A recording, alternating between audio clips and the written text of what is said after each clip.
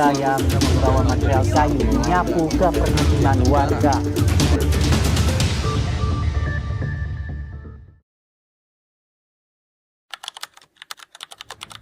Dua bulan telah berlalu, waktu terus berjalan.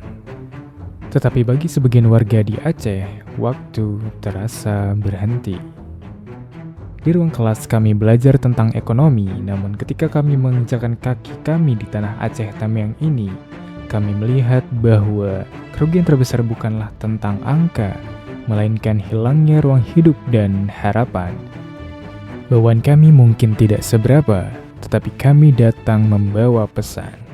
Kalian tidak sendirian. Yang terjadi di Aceh 2 bulan yang lalu, tepatnya pada tanggal 26 November, yaitu sebuah kejadian di mana kejadian tersebut adalah kejadian banjir bandang yang melanda Aceh Tamiang dan berdampak di desa kami, yaitu di Desa Gelangora. Di dalam hal ini, banjir bandang yang terjadi pada tahun ini pada 2 bulan yang lalu begitu dahsyat dan tidak pernah terjadi sebelumnya, di mana sebelumnya di tahun 2006 ada juga kejadian banjir bandang tetapi tidak separah ini, dan juga tahun 96 juga tidak separah yang ini. Di tahun 2025, di November 2025, ini adalah yang terparah untuk Aceh Tamiang, yaitu banjir bandang beserta puting beliung yang terjadi di Aceh Tamiang. Ketika bencana itu terjadi, dampaknya sangat besar karena kami desa yang terletak di tengah-tengah, di antara hulu dan hilir, kami di sini terisolir, di mana ketika terjadi banjir bandang tersebut, kami di sini, yaitu salah satunya dampak terbesar adalah bahan makanan, bahan pokok makanan. Kemudian dampak yang kedua terjadi adalah padamnya listrik yang sangat lama, mencapai 1 bulan lebih, kami dalam kegelapan. Kemudian yang selanjutnya adalah tidak adanya sinyal, di mana kami untuk berkomunikasi, baik itu dalam hal untuk menghubungi sanak keluarga, famili, ataupun lainnya, yang tidak bisa kami lakukan karena tidak adanya sinyal. Itulah dampak-dampak yang terjadi di desa kami pada saat terjadinya banjir bandang. Kalau untuk yang paling sulit yang dihadapi oleh warga setelah bencana ini adalah bangkitnya ekonomi. Karena warga kami di sini ekonominya ekonomi menengah sebagian, dan ekonominya ke bawah itu yang paling banyak. Karena pendapatan di desa kami ini adalah cuma di pertanian dan berkebun. Jadi dampak daripada banjir bandang tersebut, pertanian di tempat kami ini menjadi tertunda, kami tidak bisa menanam padi. Jadi kami harus bersabar dulu untuk proses menanam padi. Tetapi alhamdulillah masyarakat di tempat kami juga mencoba kembali untuk menanam padi tersebut. Namun intinya semuanya kami berserah kepada Allah. Masalah hasilnya Allah lah yang menentukannya. Kalau setelah pasca bencana banjir bandang ini, pemerintah kabupaten melalui pemerintahan kecamatan telah banyak menyalurkan bantuan-bantuannya, baik berupa sembako dan yang lainnya. Ya, namun pada hari ini ada satu bantuan yang sedang ditunggu oleh masyarakat, yaitu bantuan langsung berupa bantuan rehab rumah yang berdampak banjir, yaitu dana tanggap banjir yang sedang dilakukan oleh pemerintah, dan inilah yang sedang diharapkan oleh masyarakat kami.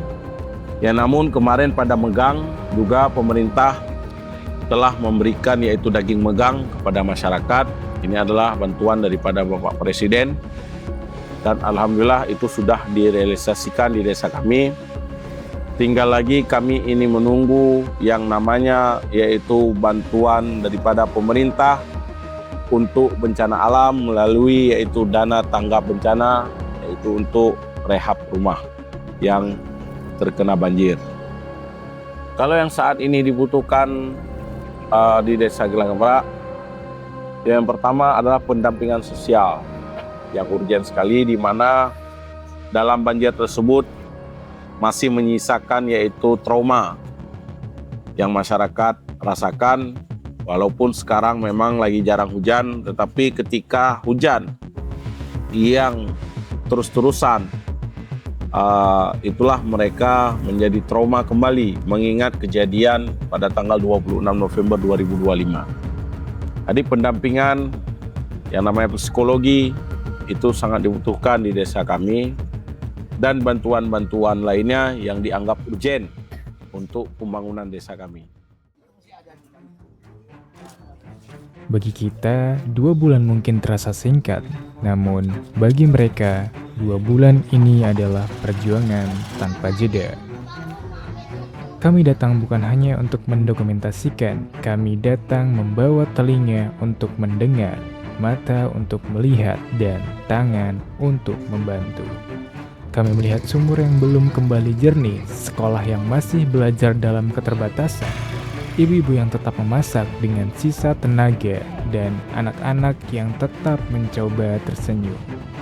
Kami mendengar cerita tentang malam yang mencekam, tentang kehilangan. Tetapi kami juga melihat sesuatu yang lebih besar, yaitu harapan.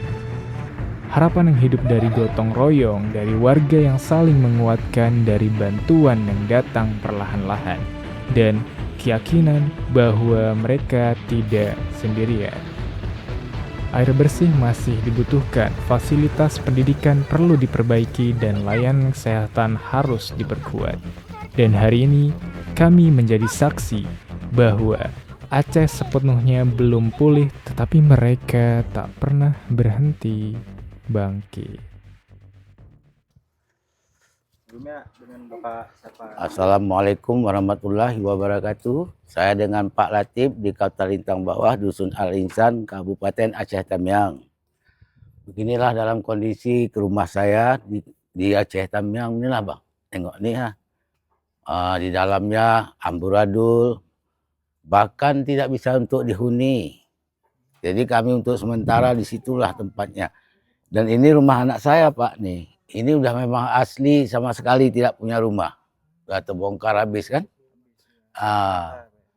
Jadi saya selaku penduduk Kota Lintang, kalau ada keringanan Bapak ya ulurkanlah tangan untuk kami Pak. Hanya sekian dan terima kasihlah saya mengucapkannya Pak. Assalamualaikum warahmatullahi wabarakatuh.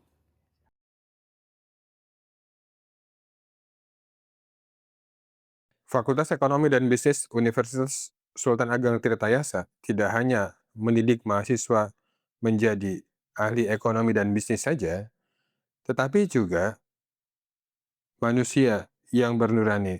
Keberangkatan tim relawan mahasiswa ke Aceh Tamiang adalah wujud nyata dari Tridharma Perguruan Tinggi. Bantuan materi mungkin bisa dipakai habis, namun empati dan kepedulian akan membekas selamanya.